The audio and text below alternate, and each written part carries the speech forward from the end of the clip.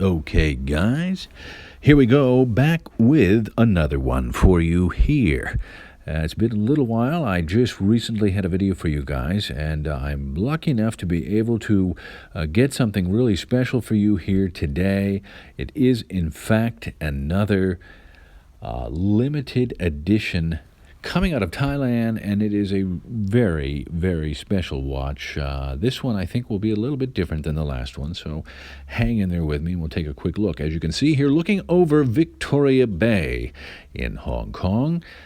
Spent some time there recently, and a great place when you are in Hong Kong to go and look for watches of all kinds. We'll talk a little bit about that here upcoming on the channel.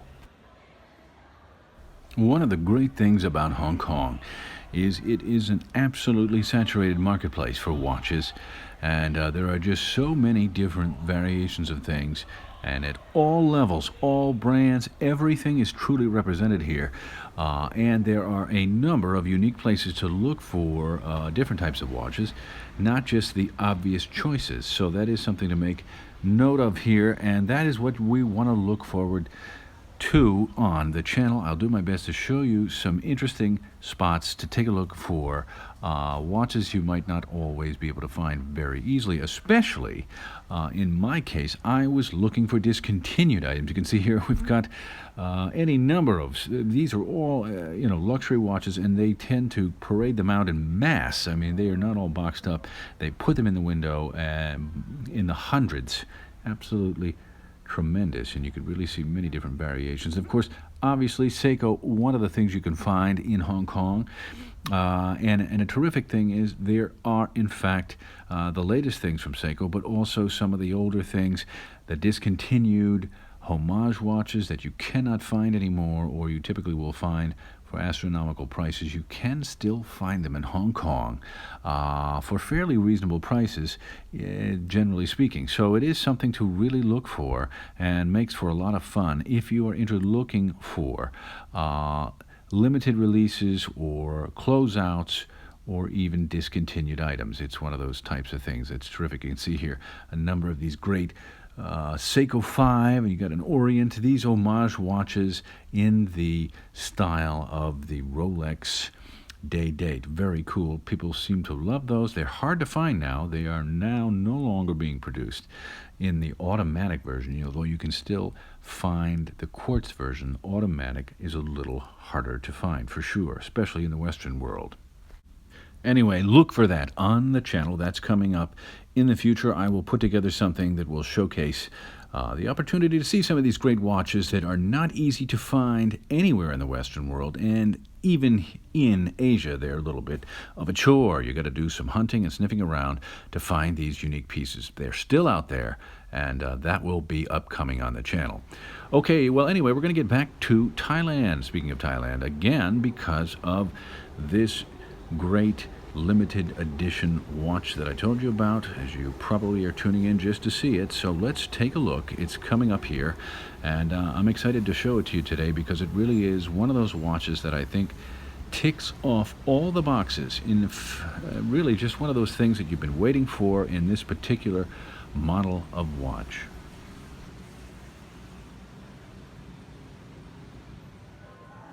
One of the reasons we're able to get a look at this one here today is because we are in the middle of another really great watch expo, and there have been some great debuts of some really terrific stuff.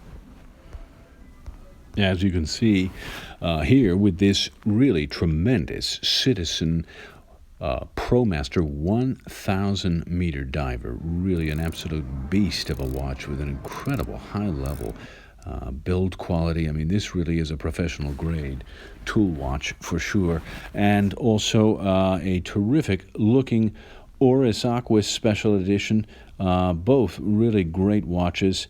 I was lucky to be able to see them here at the Watch Expo. But once again, and without further ado, let's get a look at the Seiko. And it's been quite a summer for Seiko with the ZIMBE line by dropping two of these ZIMBE variations on us in the same summer. And it's been pretty special to be able to be here and see them. But this really is probably one of my favorites now, next to the original, which was the turtle. And I'll show you that one up ahead here in the video. Okay, well, there it is. This is, in fact, the Seiko ZIMBE Shogun. And, well, you're looking at the SPB057J. Well, I've got to tell you guys, this is, in my opinion, one of the better versions of all of the Zimbes they have done.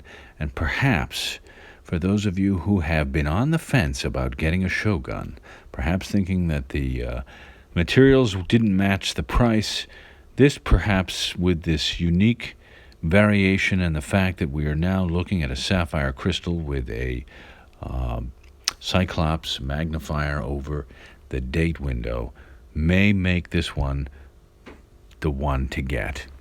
You can see here the way this blue works in the light is very unique, very different at different angles. And the gradient from blue down into black is really something interesting. It really, my interpretation of this one here is the deeper you go into the ocean, the deeper you go, the darker it gets. You can see here the prior release, the other Zimbe that came out this summer. For those of you guys that have not seen it on the channel, check out that video.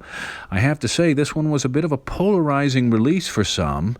For the purists, perhaps not the color choices that came first on their list, but a very unique watch for sure. And the first release of all the Zimbes, and one in my collection, which I really enjoy and cherish, the Seiko ZIMBE Turtle.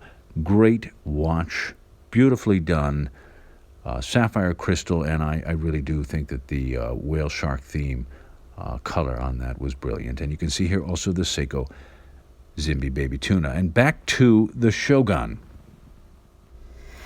Well, guys, I have to tell you, the blue on this dial is really something. I know it's probably been about a 2-year stretch where blue watches seem to be coming out every few months, but the execution of this is just completely different. And the way that it transforms down into the black at the lower space of the dial is really impressive and really unique. You can see the build quality and all of the specs on this one are exactly what you'd expect with the Shogun, and we'll run through that. You can also see on the underside here, the caseback, that the engraving, the ZIMBE engraving is there, as well as the indication, the signifier of the fact that this is only a limited edition of 456 pieces worldwide. But the same really excellent dia-shielded, beautifully finished titanium. One of my very first videos on this channel was about the ZIMBE, just the Shogun, and how terrific it was on the wrist when I had tried it on. And I just made a quick video of it. If you go back into the archives on my channel, you'll see. And being able to see that watch essentially here now with this new treatment is a pretty great option if you are looking to get into one of these. Now, another thing you may not notice, and again, the light in this space, which is kind of an exhibition space, is all over the place, and there's a lot of really harsh LED lighting, is the fact that on this bezel, not only have they created something that I haven't really seen before, it's almost like they've done a gradient in the bezel. So if you're in the first quarter space of the bezel, when you look at it in the light, you will notice that it is in fact blue. It is hard to see when you're turning it quickly in the light, but the bezel is in fact blue, and it tapers ever so slightly in the 15-second mark down into black. So that in and of itself is also something really unique. It's kind of tough to see unless you're really in person with this one, but very, very unique way to do it on the bezel as well. And again here, guys, the specs on this one. It is, in fact, the 6R15 caliber movement. It's 23 joules at about 25 to 15 seconds accuracy per day. And you're really looking at one of, I think, the nicest titanium finished cases in this range from Seiko. You really got to go up into Grand Seiko to get finishing like this, and it really is quite spectacular. And with the normal version of this watch, you will be seeing hardlex, but in this case you have sapphire crystal with the magnifier, and again, to point out, gold indus and minute hand, hour hand, and the seconds hand. And again, I really do think the gold on this one was executed nicely. It really does bring out the colors. It doesn't look tacky. It really does have something stand out there on the dial. I really like the way they've done it. And of course, obviously, you have the Luma Bright, some of the really best in the world from Seiko at this price point. The lume on these are terrific. Another thing we really want to look at here, it's about a 50-hour power reserve. So the 6R15, very reliable with a 50-hour power reserve. And I've had it in some of my other watches, including the Sumo. Really a terrific movement that's extremely reliable and very, very durable. As you can see, the clicks on this bezel here, very smooth, very precise, positive feeling. Everything lines up the way you'd like to see it and what you would expect from a fully made in Japan limited edition such as this. And at this price point, I really, really like the fact that this is a titanium watch that has the finish that almost fools you into believing you are wearing a stainless steel diver. Approximately about 43.5 millimeters wide and about 13 millimeters tall on the wrist. For me, at my 7¼ inch wrist, this is really close to being a sweet spot. It's a little on the large side for a lot of guys, but I really find that this is an absolutely excellent sized watch. Guys, tell me what you think about this one. Has this been the one you've been looking for and waiting for and were hoping for? Do you like the colors? And get ready for this. Do you like the price? It's approximately right now about $1,500 US. That's here in Asia, and they are going to go away very fast. I already see on Chrono24 a reservation price, a price meaning that they have already reserved the watch for someone at $1,987. So, well, you know, even that price, I have to tell you, because of the scarcity of this watch and the fact that it's fairly well beloved, this is one of these watches you may need to chase after if you want to get one into your collection. Guys, thanks again. You can see here, parting ways from the harbor in Hong Kong. Stay tuned for that on the channel.